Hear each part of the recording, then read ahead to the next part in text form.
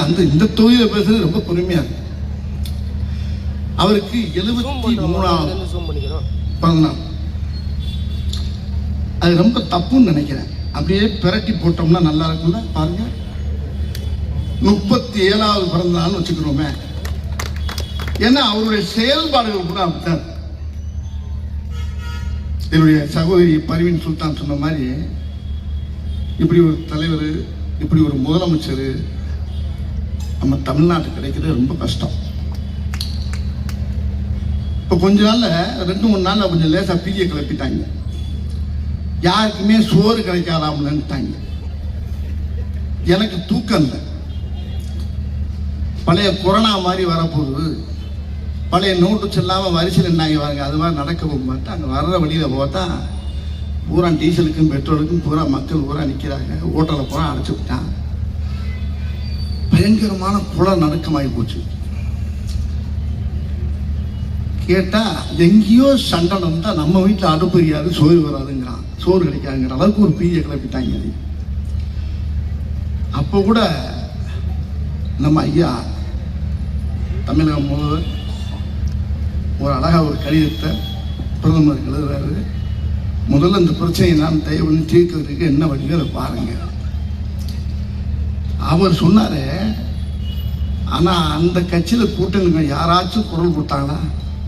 ஒரு ஆள் கூட குரல் கொடுக்கல. திமுகவை அழிக்கணும், திமுகவை ஒழிக்கணும், திமுக ஒழிக்கிறது அழிக்கலாம் அப்புறம் வச்சுக்கோங்கய்யா. இந்த அழியெல்லாம் அப்புறம் மக்கள் பார்த்துக்கிறாங்க.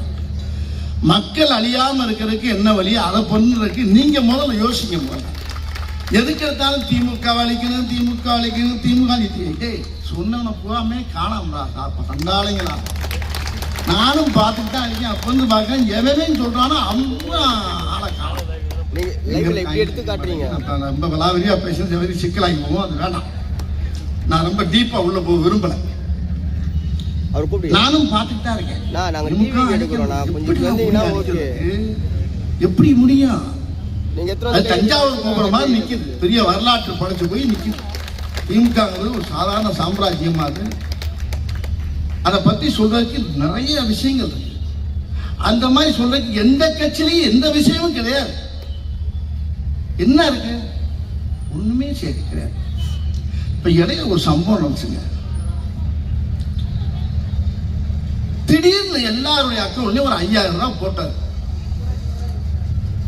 மக்களுக்கெல்லாம் வந்து ரொம்ப அதிர்ச்சி. இந்த திமுக அழியணும் சொன்னா பாருங்க, அது நல்லா அசந்து தூங்கி இருந்தவனுக்கு காலை போய் யாராவது சொல்லிட்டாங்க, 5000 போட்டாங்களா? ஏன்டா? ஏன் மக்கள் சந்தோஷமா அவங்க இன்ப அதிர்ச்சியோட இருக்கா? அதுல அந்த அதிர்ச்சியில திமுக அழியன்னு சொன்னேன். அதுல பாதி பேர் செத்து போயிட்டாங்க. அந்த நியூஸே வெளியே வரல. இன்னும் அவன் பாட்டுக்கு இருந்தா 5000 போட்டு விட்டான். இதுக்கு இது என்ன பிரமாதம்? இதை விட இன்னும் நிறைய இருக்குடி மாப்பிளை, இன்னும் நிறைய இருக்கு.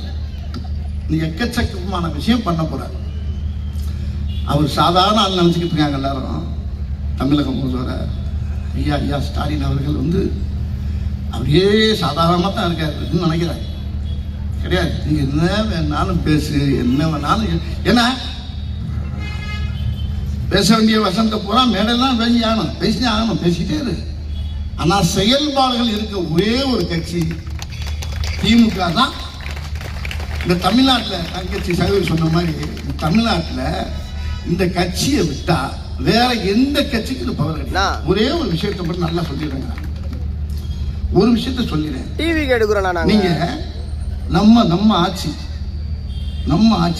திமுக ஆட்சி இது இல்லாம கொஞ்ச நேரம் கற்பனை பண்ணி பாருங்களேன். தமிழ்நாடே அழிஞ்சிடும். நம்ம கட்சி இல்லைன்னா இதுக்கு ஈக்குவலா இந்த நாட்டில் ஆல்ரெடி தமிழ்நாட்டில் யாருமே இல்லையா. வேற யார் வந்தாலும் அன்னைக்கு தலைவர் சொன்னார் பாருங்க, ஒரு வார்த்தை அருமையா சொன்னார். ஒரு வார்த்தை சொன்னாரு, அதாவது அவன் ஒரு சட்டத்தை மாற்றுவான், திட்டத்தை மாற்றுவான், என்னென்னமோ பண்ணி மொத்தத்தில் தமிழ்நாடுங்கிற பேரே தூக்கிடுவாங்க. அவ்வளவுதான். அதுக்கு வேண்டி ஏற்பாடு பண்ணிடுவாங்க. ஏன்னா தட்டி கேட்கறதுக்கு அந்த சைடில் எங்கேயுமே யாருமே இல்லை நம்ம கட்சியை தவிர. எந்த நெருக்கடியும் சந்திக்கக்கூடிய ஒரே ஒரு தலைவன் தமிழ்நாட்டில் ஐயா முதல்வர் ஐயா ஸ்டாலின் அவர் தான். எந்த நெருக்கடியும் எந்தனையும் சந்திக்கக்கூடிய அளவுக்கு அவருக்கு தைரியமும் தன்னம்பிக்கை அவருக்கு இருக்கு. அவர் ஒரு ஆள் இருக்கனால தான் தமிழ்நாட்டுக்கும் பாதுகாப்பு, தமிழ்நாட்டு மக்களுக்கும் பாதுகாப்பு, தமிழக பெண்களுக்கும் பாதுகாப்பு, மகளிருக்கும் பாதுகாப்பு, எல்லா குழந்தைகளுக்கும் பாதுகாப்பு, எல்லா செல்வங்களுக்கும் பாதுகாப்பு. இந்த கட்சி மட்டும் இல்லைன்னா சத்தியமா சொல்றேங்க, என் தாய் மேல சத்தியமா சொல்றேன், நம்மளுக்கெல்லாம் கேடுகாலமாயிரும், கொன்னுடுவாங்க. யாரு யார் இருக்கா சொல்றதுக்கு ஆளு இல்லைங்க. நான் அப்படியே எட்டி பார்க்க உன்னத்தை வேற மாதிரி கடல் தான் இருக்காங்க. நம்ம நம்ம நம்ம வெற்றி 200க்கு மேல நம்ம கண்டிப்பா ஜெயிக்கலாம். தங்கச்சி சொன்னாங்க, பையன் சொல்லிட்டாங்க, அருமையாக சொன்னாங்க. 200 தூக்கி மேல நம்ம 200ங்கிறது லட்சியம், நிச்சயம் 200க்கு மேல ஜெயிக்க போறது லட்சியம். ஆனா அதுக்கு மேல 34க்கு முதலமைச்சர் யாருன்னா நம்மால் தான், நம்ம தலைவர் தான். 34 தான், 234 200 நம்ம ஜெயிப்போம். அந்த 234 அதுக்கு நம்ம தான் முதலமைச்சர். ஆனா இப்ப நடந்துக்கிட்டு பாருங்க, இந்த விழா நடக்குது பாருங்க, இது சத்தியமா இந்த விழா அவருடைய பிறந்த நாளுக்கு நடக்கிற விழா கிடையாது. 2024 அடுத்த முதலமைச்சராக அவர் வரப்போறாருங்களா, அதுக்கு பரிசா கொடுக்க போற விழா அந்த விழா. நான் இப்பயே அவருக்கு வாழ்த்து சொல்லினேன். 2வது முறை அவர் சிஎம் ஆகி உட்கார்ந்து மக்களுக்கு இன்னும் அள்ளி இறப்பாரு பாருங்க. மக்கள் நல்லா அப்படி செழிப்பமா வாழ வைக்கக்கூடிய ஒரே தலைவர் அவருக்கு இன்னைக்கு இதை நம்ம பரிசா கொடுக்கணும். எல்லா மக்களும் சேர்ந்து, இது மக்கள் ஏற்கனவே முடிவு பண்ணிட்டான், மக்கள் ஜனங்கள்லாம் சேர்ந்து எல்லாம் முடிவு பண்ணியாச்சு. இவர் தான் முதலமைச்சர், இவரை விட்ட ஒரு ஆள் இல்லைங்கிறது மக்களுக்கு நல்லா தெரியும், எல்லா தாய்மார்களும் தெரியும். இது இந்த விழாவுக்கு சேர்த்து நினைக்கக்கூடிய நம்ம பரிசா கொடுக்கக்கூடிய அருமையான விழாவை தான் இன்னைக்கு சேவர் பாவம்னு ரொம்ப அற்புதமாக வச்சிருக்காரு. ஆகினால தயவு பண்ணி எல்லாருமே நம்ம சாதாரண நின்றக்கூடாது, கடுமையாக நம்ம உண்மையில் உழைக்கணும். நம்ம உழைக்கிறதுக்கு பிறந்த கட்சி தான் திமுக. உழைக்கிற கட்சி தான் பூராமே அப்படித்தான் இருக்கான். எல்லாருமே உழைப்பு உழைப்பு உழைப்பு. இந்த மாதிரி தங்கச்சி பயிலும் சுத்தம் அப்பா அடமலை பெஞ்சு ஓஞ்ச மாதிரி என்ன பேச்சு, என்ன ஆற்றல், என்ன அறிவு. எல்லாருக்கும் முதல்ல வணக்கத்தை சொல்லிக்கிறேன். மேடையில் இருக்க பெரிய பெரிய ஜாம்பவான் அருமை அண்ணன் அறநிலைத்துறையுடைய அமைச்சர், என்னுடைய 6 உயிர், என்னுடைய உயிரின் உயிர் அன்பு அண்ணன் தமிழக முதலமைச்சர் செல்லப்பிள்ளை அவர்கள். அவருக்காக எந்த நேரத்துலையும் எந்த தூங்குறாரா இல்லையா, நான் கூட ஃபோனில் கேட்டேன், தூங்குறியா இல்லையானே நீ, ஏன்னு எங்கே போனாலும் எல்லா மீட்டிங்லையும் நிற்கிறிய, என்ன நடக்குது, படுக்கிற எல்லாம் தூங்கிக்கிட்டே நடக்கிறியா இப்படிலாம் கேட்டேன் அவர்கிட்ட. அவ்வளோ அருமையான கடுமையான உழைப்பாளி அண்ணன் சேகர்பாபு.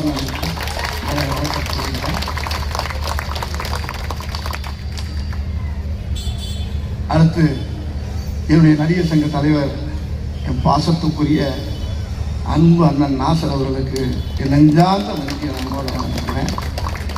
இன்னைக்கு அவர் இல்லை நடிகர் சங்கத்தை நாங்கள் படுற பாடு பெரிய பாடாக இருக்கோம். இன்னைக்கு அந்த அளவுக்கு அவர் எங்களுக்கு அவ்வளோ ஒரு நடிகர் சங்கத்தை ஒரு பெரிய வழிகாட்டியாக இருக்காரு.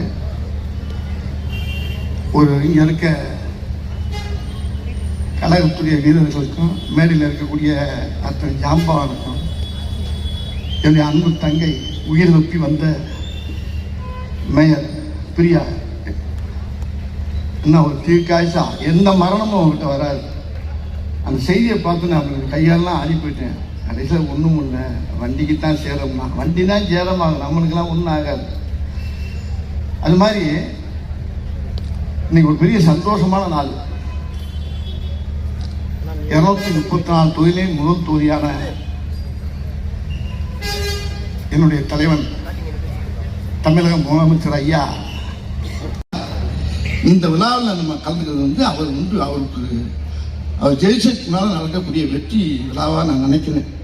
அவர் இந்த முறையுமே கடமையாக பெரிய வித்தியாசங்கள் ஜெயிச்சு மக்களுக்கு ரொம்ப நல்ல செய்வார்.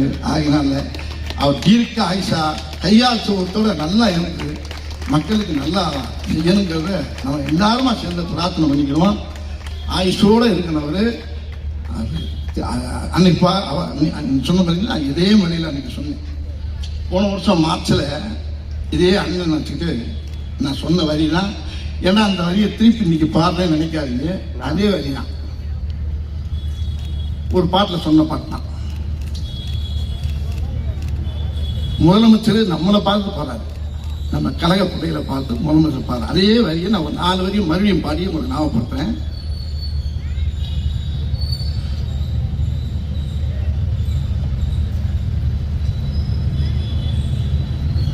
சத்தியமே லட்சியமாய் கொள்ளடா, தலை நிமிர்ந்து உன்னை மறந்து செல்லடா. சத்தியமே லட்சியமாய் கொள்ளடா, தலை நிமிர்ந்து உன்னை மறந்து செல்லடா. சத்தியமே லட்சியமாய் கொள்ளடா செல்லடா.